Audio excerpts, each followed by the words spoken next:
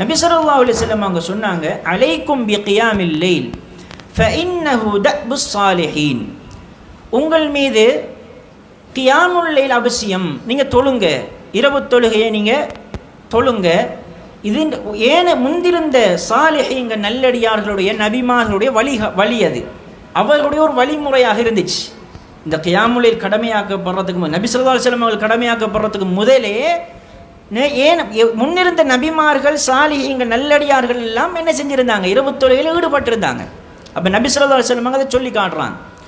சொல்லிட்டு சொல்கிறாங்க, வஹுவ குர்பத்துன் இலா ரப்பிக்கும், அல்லாஹ்வுக்கு மிகவும் ஒரு நெருக்கத்தை என்ன செய்யுமாம்? ஏற்படுத்து.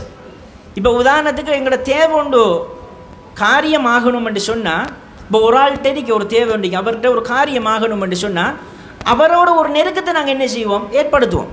இது ஒரு மனிதனுடைய வளமே அது. ஏன்னு சொன்னால் அவற்றிருந்து அந்த பயனை நாம் அடைகிறதுக்காக, அல்லாஹ்கிட்ட இருந்து பயன் அடைகிறதுக்கு தானே நாம் விரும்பணும் அதிகமாக. அப்போ அல்லாஹ் இடத்துலேருந்து அந்த பயனை அடைகிறேன்னு சொன்னால் அல்லாஹ் இடத்துக்கு கொஞ்சம் நெருக்கத்தை என்ன செய்யணும்? நாம ஏற்படுத்தணும். அந்த நெருக்கத்தை ஏற்படுத்துறதுக்கு ஒரு மிகப்பெரிய ஒரு காரணியாக இருக்குது என்ன? இந்த இரவு தொழுகை. அப்போ நபி ஸல்லல்லாஹு அலைஹி வஸல்லம் அவங்க சொன்னாங்க, வஹுவ குர்பத்துன் இலா ரப்பிக்கும், உங்களுடைய ரப்பின் பக்கம் ஒரு நெருக்கத்தை ஏற்படுத்தக்கூடிய ஒன்றாகும் இந்த கியாமுல் லைல்.